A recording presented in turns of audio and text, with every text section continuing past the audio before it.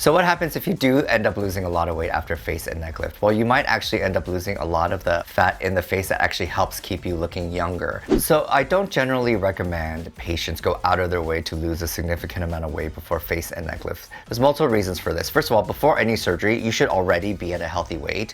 If you are not at a healthy weight, you probably won't be eligible to have a face and neck lift, just because the risks are a little bit higher and we need to make sure that your blood pressure is under control and that you're healthy enough to actually undergo the surgery. So what happens if you do end up losing a lot of weight after face and neck lift? Well, you might actually end up losing a lot of the fat in the face that actually helps keep you looking younger. You may notice that you're having droopy skin again and maybe some hollowing in areas which you would not like.